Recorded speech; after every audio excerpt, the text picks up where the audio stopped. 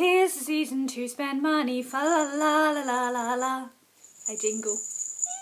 A Merry Christmas, season's greetings, Happy Hanukkah, and a Hare Krishna to you. Namaste. Hi guys, I'm Shelley, and welcome to my idea of a Christmas gift guide.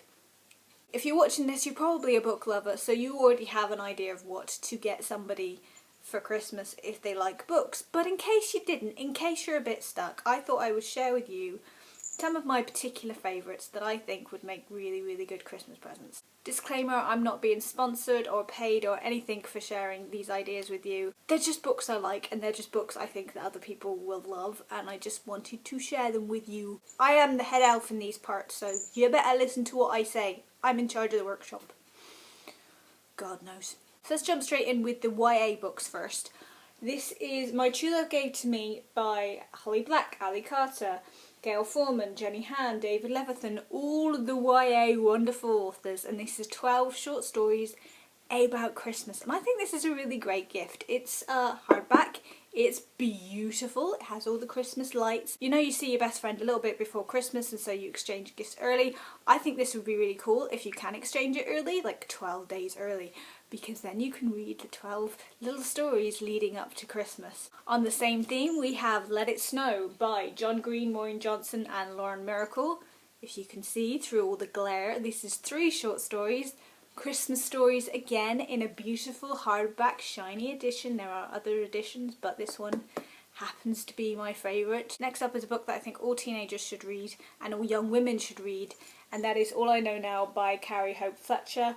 There is a new version of this that's just come out for Christmas, and it's purple and it has extras in it because, you know, it's commercialism. Carrie is everybody's big sister here on YouTube, and if you ever had any problems or ever done anything really embarrassing, chances are she's done it too, and she writes about how she did it and how she dealt with it. It's also great because it has a chapter about being happy and healthy, about your body image and everything inside, and about bullying, about mental health.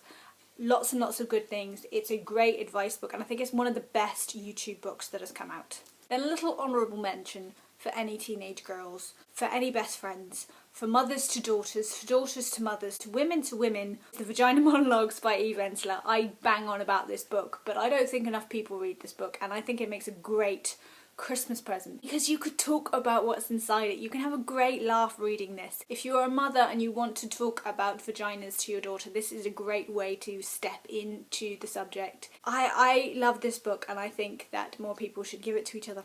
Then on to stocking fillers, you have The Little Black Classics by Penguin. There are 80 of these altogether. I do believe there is a box set coming out, so if you have the money you can always splash out. But you can get them separately, so find out who the person you want to give a gift to's favourite classic author is, and maybe just get them one of these. They're 80p, they're adorable, they're cute, they're sweet. The new LadyBird books for adults. This is mindfulness. There is one about midlife crisis, there's one about dating, there's one about being a hipster, there's one about sheds, there's one for the wife, and there's one for the husband. They are just complete satire all the way through. Here's one page and it just says, Sophie is concentrating on her breath. It smells of frazzles. She says she has light for breakfast, air for lunch, love for supper, but Sophie has also secretly had some frazzles.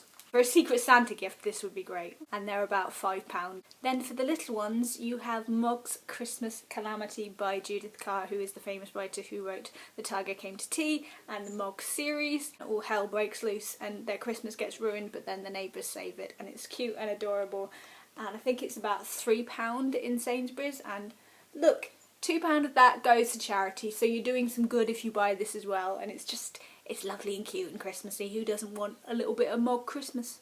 For those of you who love a bit of humour, I have Weird Things Customers Say in Bookshops by Jen Campbell. She is a bookseller, and it is all the stories and the weird things that people have said to her while in a bookshop, and trust me, there are some flipping weird things people say in bookshops. Customer: I read a book in the 60s, I don't remember the author or the title, but it was green and it made me laugh. Do you know which one I mean?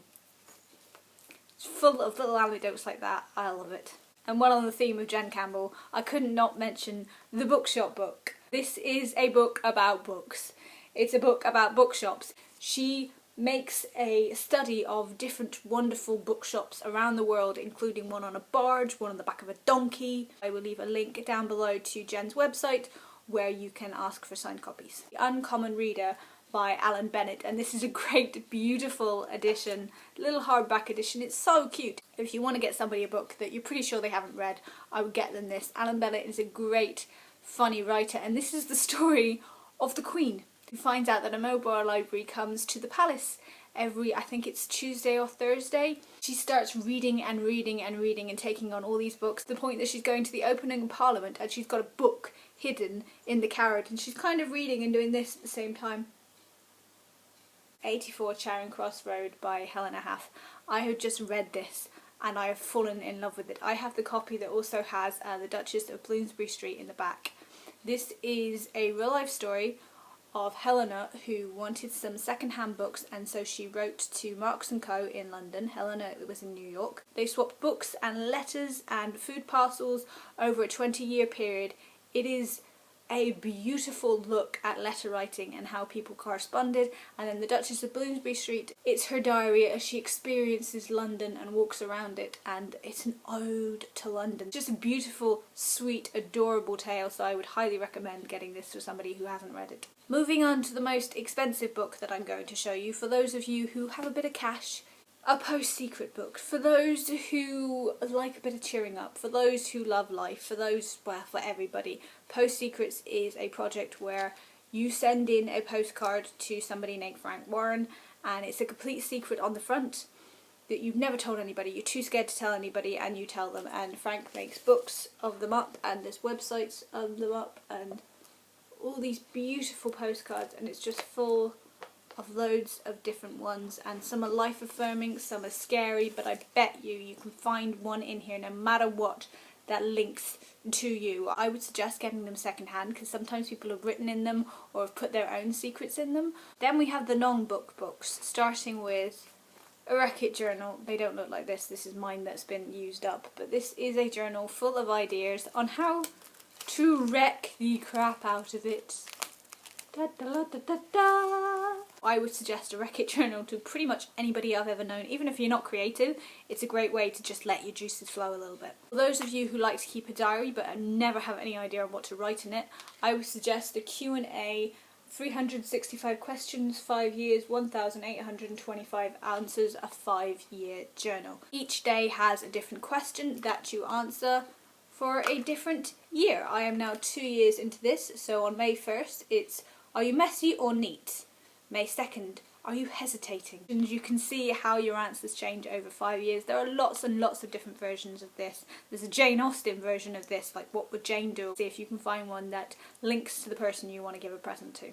Next up is another journal that personally for me I have fallen in love with, and it is Fuck, I'm in my 20s! A guided journal. I'm 29 and I only bought this when I was 28, so I didn't have long to fill it out, but if you are in your early 20s then this is a great thing to have. In here are things such as overhearing conversations, there's a section for people watching, there's a section for self-portraits of your past, your present and your future, fictional characters you have a crush on. Why do I get the feeling we could all fill that out pretty quickly. If you know somebody who likes to do a bit of writing, I would suggest getting them a guided journal.